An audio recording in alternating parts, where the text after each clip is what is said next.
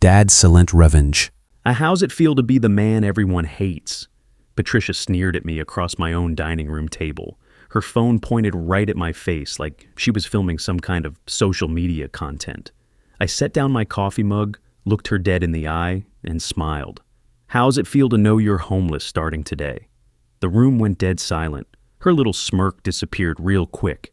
Gerald Hoffman, 58 years old, and I've been dealing with this woman's garbage for 5 years. Time to tell you how I got my house back. It all started in October when I found my late wife's wedding photos thrown in the trash. Not misplaced, not accidentally knocked over. Deliberately thrown away like garbage. These weren't sitting on some counter where they might have gotten swept up by mistake. Someone had climbed up to the top shelf at the spare bedroom closet, pulled down that old shoebox, and decided my 30 years of marriage belonged in the dumpster. I stood in my Phoenix driveway that evening, holding pieces of broken glass with Sarah's face smiling behind the cracks. My first wife, dead 15 years now. The woman who helped me raise my son Leonard when I was working 60-hour weeks running construction crews all over the valley. The woman who never complained when I came home covered in dust and concrete, who had dinner ready at 7 p.m., sharp every night for 3 decades.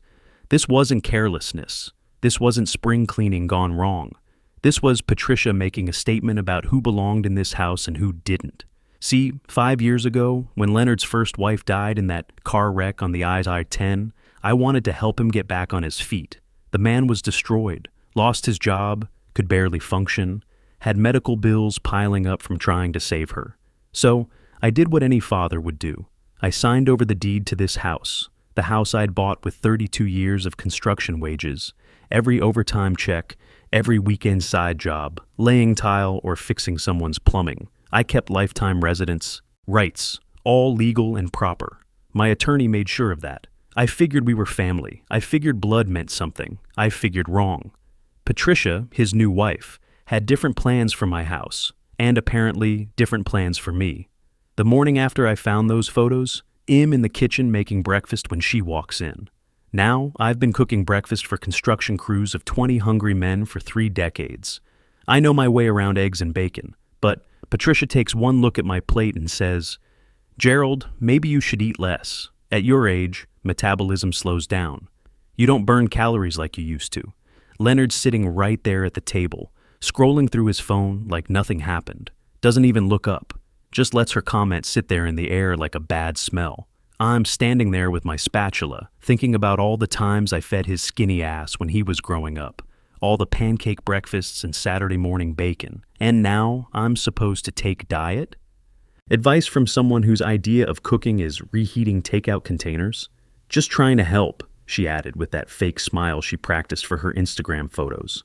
That's when I knew this situation wasn't going to improve on its own. When someone starts policing what you eat in your own kitchen, they're not trying to help. They're establishing dominance. A few days later, I'm at Home Depot picking up some caulk for the bathroom when I run into Vernon Thompson, my old crew supervisor from the Mesa project. Guy took one look at me and said, "Gerald, you look like hell. What's going on, brother?"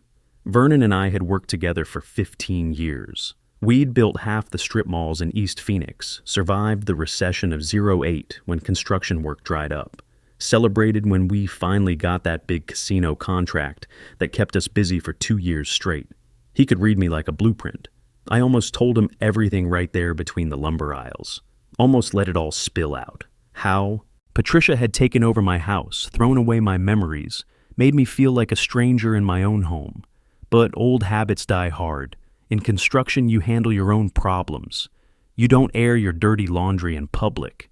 "Just adjusting to retirement," I said, hefting the caulk tube like it was the most important thing in the world. Vernon studied me the way he used to study job site problems, looking for structural issues that weren't obvious at first glance. "Man, you earned your piece. 32 years running crews, dealing with contractors and building inspectors and weather delays. You should be fishing down at Roosevelt Lake, not looking like someone's beating you down." He wasn't wrong. I was getting beaten down, systematically and deliberately in my own house, by someone who acted like I was the problem instead of the solution. Someone who seemed to forget that, without my generosity, she'd be living in some apartment complex instead of a 2,400 square foot house with a pool and a 3-car garage. "You need anything?" You call me, Vernon said, squeezing my shoulder. I mean it. We take care of our own. I nodded, thanked him, went home to a house that felt less like home every day. 2 weeks before Thanksgiving, Patricia cornered me in the living room. She'd completely redecorated without asking. Gone was the leather furniture I'd bought with my first bonus check as crew supervisor. Gone was the oak coffee table I'd built myself in the garage one weekend when Leonard was maybe 10 years old. Everything was white and gray now, sterile as a hospital waiting room. We're doing things differently this year, she announced, like she was the CEO of Thanksgiving Corporation. Modern, not like the old ways. I was thinking I'd make the turkey like I always do, I said. Got my mother's recipe. Been using it for 40 years. Patricia laughed, but there wasn't any humor in it. Maybe let people who actually cook make decisions, Gerald. That smile of hers wasn't warm. It was the smile you give someone you're about to fire. The kind contractors use right before they tell you the job's going to someone else. I'm sure you have other contributions you can make. Other contributions. Translation: stay out of the way and don't embarrass us in front of the guests. Leonard walked by during this conversation, heard every word, and just kept walking toward the garage. Didn't say a word, didn't even slow down. 5 years of this, and he still couldn't find his backbone. That night, I pulled out the deed transfer papers I'd signed 5 years ago, started reading the fine print I'd trusted my lawyer to handle properly. In construction, you learn the hard way to read every contract, every change order, every warranty clause. But this was family business, so I'd been lazy. I'd trusted. Big mistake. Found exactly what I was looking for in Section 7, Paragraph 3. Lifetime residence rights, irrevocable, except in cases of gross ingratitude or a documented abuse by the residing party. Gross ingratitude. I took a picture of that section with my phone, saved it in a folder labeled Legal Documents. See, in construction, you learn to document everything. Every conversation with the building inspector. Every change the architect makes. Every time a subcontractor promises something they can't deliver. Paper trail saves your ass when things go sideways. And things always go sideways eventually. The papers went back in the file box. But something had shifted in my head. The same feeling I used to get walking onto a job site where the previous contractor had screwed everything up and walked away. Time to assess the damage and figure out how to fix this mess. By Monday before Thanksgiving, Patricia was planning her big dinner party. She was in the kitchen, my kitchen, making lists and talking on the phone like she was organizing a campaign event. My friend Nancy is coming, she announced to Leonard, loud enough for me to hear from the living room. She just went through a messy divorce and needs company, plus her daughter Michelle. And I invited the Parkers from down the street. There'll be 7 of us. 7 witnesses, I thought. Perfect. Leonard nodded from behind his laptop. That's nice of you, honey. Nice of us, he should have said. But he didn't. Never did. Gerald, Patricia called out, making sure I heard. You can just be yourself, I guess. Translation: sit there, shut up, and don't embarrass us while I show off in front of my friends. Sure, I said, walking into the kitchen. Whatever works. She was standing by the granite countertop I'd helped install 3 years ago, back when I thought we were building something together as a family. Her expression said she'd already won some kind of victory I didn't even know we were fighting. Wednesday, I made the grocery run, loaded up with everything for a traditional Thanksgiving dinner. 23-pound turkey, russet potatoes for mashing, fresh cranberries for sauce, ingredients for cornbread stuffing the way my mother taught me when I was Leonard's age. At checkout, the teenage cashier made small talk about holiday plans. Big family dinner tomorrow, I said, bagging the groceries myself, because that's what you do when you've worked with your hands your whole life. Sounds wonderful. Must be nice having everyone together. It'll be memorable, I told her, one way or another. The kid laughed like it made a joke. I wasn't joking. Back home, I unloaded groceries while Patricia examined my purchases like she was a health inspector finding violations. You bought a turkey? She asked, like I'd brought home roadkill. I was going to order something pre-cooked from Whole Foods, something more refined. I'll handle the turkey, I said. Been doing it for 40 years. She opened her mouth to argue, then seemed to reconsider. Maybe she realized arguing over turkey preparation made her look petty in front of Leonard. Or maybe she just didn't care enough to fight about. It hard to tell with Patricia. Everything was strategic, calculated to make her look good and me look like the problem. That evening, I sat in my bedroom, the only room in the house that still felt like mine, and went through those wedding photos I'd rescued from the trash. One picture held my attention. Sarah and me on our 20th anniversary, standing in front of this same house the day we paid off the mortgage.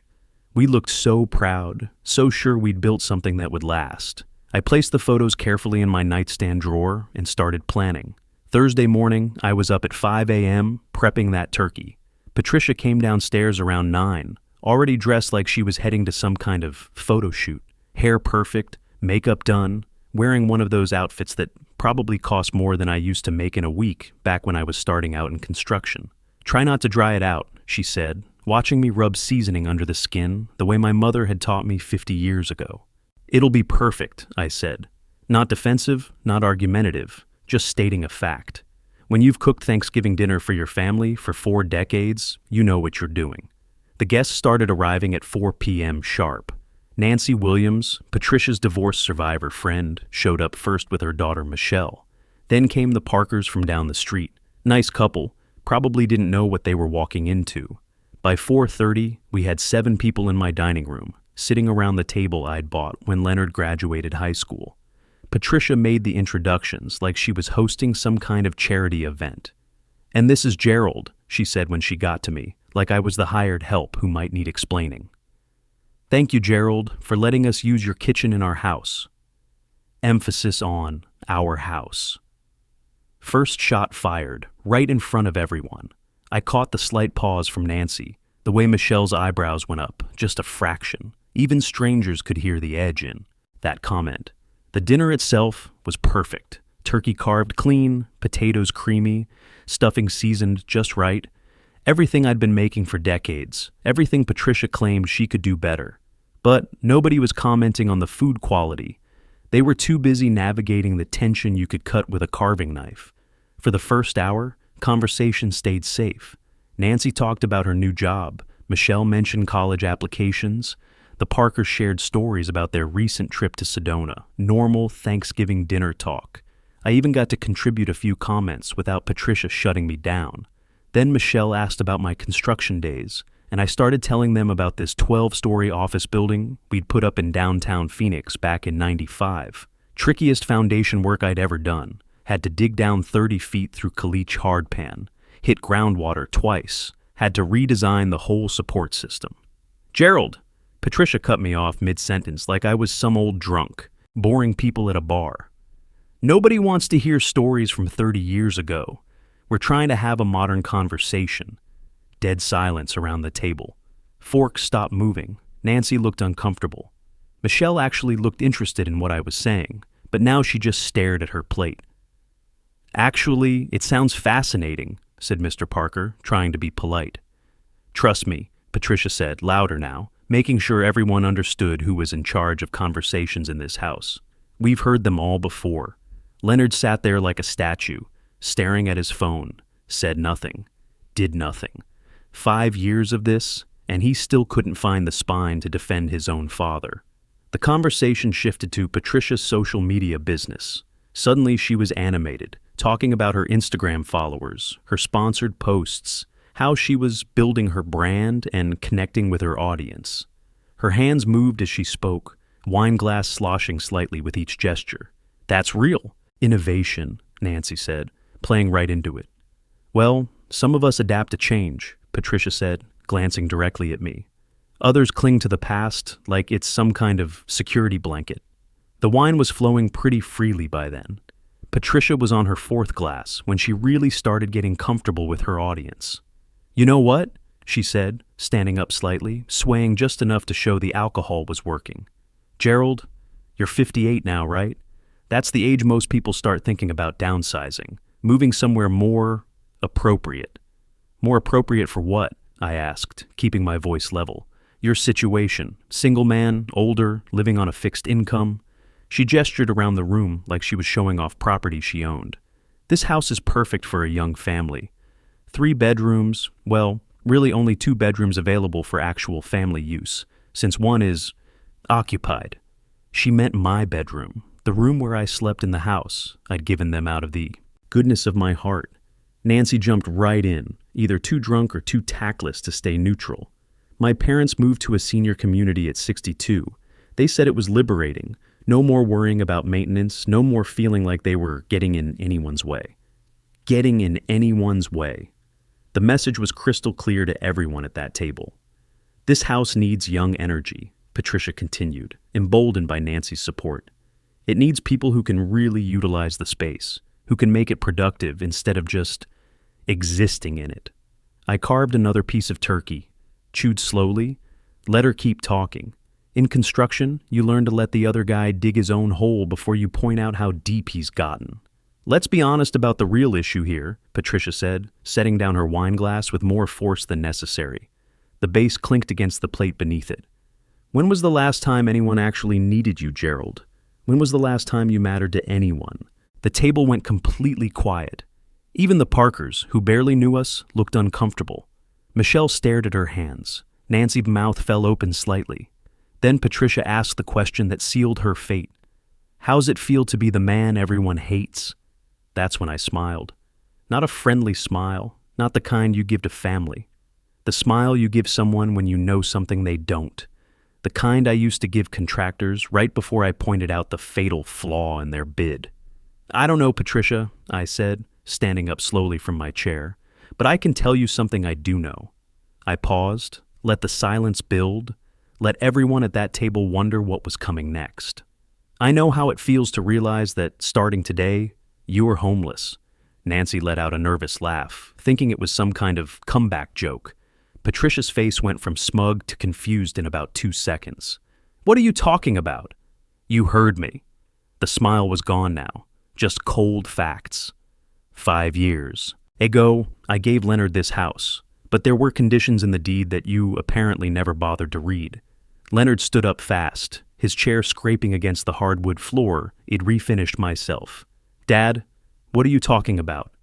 Arizona law allows gift revocation in cases of gross ingratitude from the recipient, I said, looking straight at Patricia. And thanks for providing witnesses tonight. Their statements will be very useful in court. The guests started grabbing purses and making excuses about needing to leave early. Patricia was screaming now, wine and rage mixing together in her voice. This is insane! You can't just take our house because I hurt your feelings. It's not your house, I said quietly. It never was. I gave you a gift with conditions. Tonight, you showed me exactly what that gift meant to you. I walked to my bedroom, closed the door, and for the first time in 5 years, I locked it.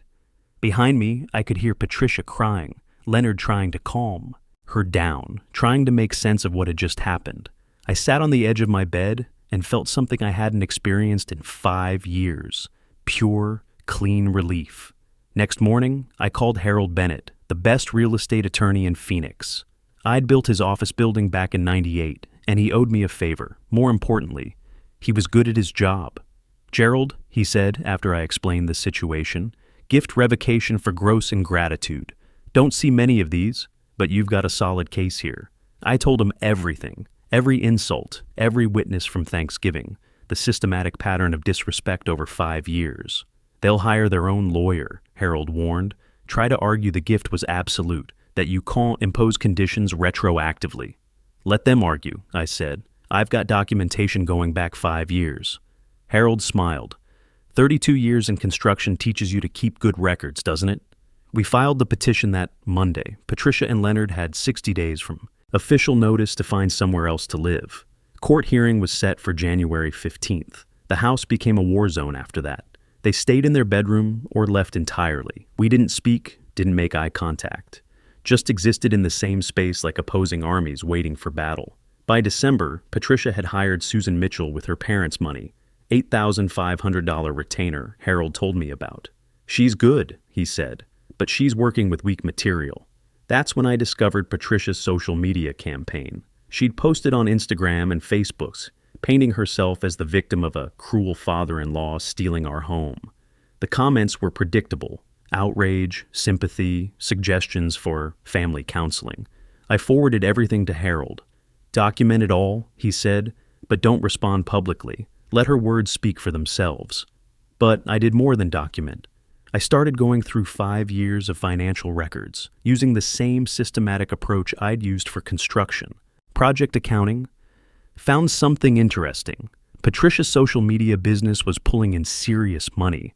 Money she wasn't reporting to the IRS. I created an anonymous email account, gathered screenshots of her sponsored posts, estimated her income based on follower counts and engagement rates, and filed a tip with the IRS. The kind of detailed documentation that makes investigators happy. The court hearing was January 15th. Judge Morrison had a reputation for no-nonsense rulings based on evidence, not emotions. Harold presented our case methodically, the deed with its revocation clause, timeline of incidents. Then he called the witnesses. Nancy took the stand first, uncomfortable, but bound by oath to tell the truth. Did Mrs. Patricia Hoffman make disparaging comments about Mr. Gerald Hoffman that evening? Harold asked. Families argue sometimes, she started. Please answer the question. Did she make disparaging comments? Nancy hesitated.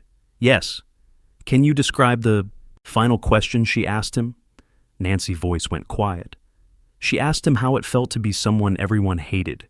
You could hear people gasp in the courtroom. Michelle testified next, brief but devastating. Was Mr. Hoffman treated with respect in his own home? Harold asked. No, absolutely not. Did anyone defend him when he was being insulted? Michelle glanced at Leonard sitting in the gallery. No, his son stayed quiet the whole time. Judge Morrison reviewed everything, documents, testimony, the systematic pattern of disrespect. I've heard testimony establishing clear gross ingratitude, she finally ruled. However, Arizona law requires fair compensation for legitimate improvements made to the property. She ordered an appraisal. It came back at $18,000 in documented improvements: kitchen cabinets, paint, water heater. Patricia had tried to claim $75,000, but the appraiser found most of her renovations were either normal maintenance or inflated estimates. I wrote the check for $18,000 that same day. Fair was fair. Started looking for a buyer immediately. Found one in 3 days. Cash offer at full asking price. July 1st, Patricia and Leonard moved out to a studio apartment in Tempe. 400 square feet for $1,650 a month, from a whole house to a closet. The IRS audit hit Patricia in August. $15,000 in back taxes and penalties. Her social media income dried up when the tax scandal broke. Nobody wants to sponsor someone under federal investigation. Leonard filed for divorce in September. Today, I'm sitting on the back patio of my new place in Scottsdale. 2 bedrooms, paid cash, completely mine. House sold for $385,000. After Harold's fees and the improvement payment, I walked away with $358,500. Used it to buy this place outright. No mortgage, no payments, no Patricia. Vernon stops by every few weeks. You did the right thing, he always says. Maybe I did. Maybe I just got tired of being disrespected in my own home by someone who forgot where her roof came from. Either way, I sleep good at night. No tension, no walking on eggshells, no apologizing for existing. I'm 58 years old. I've got my health, my dignity, and a house that's truly mine. That's worth more than any family dinner where I'm treated like the help. Some people might say I was harsh, but I learned something in 32 years of construction. When the foundation's rotten, you don't paint over it and hope for the best. You tear it down and start over. Sometimes the biggest favor you can do for someone is to stop letting them walk all over you. It teaches them what respect actually costs. I spent 32 years building things that lasted. Turns out the most important thing I ever built was the backbone to tear down what wasn't working.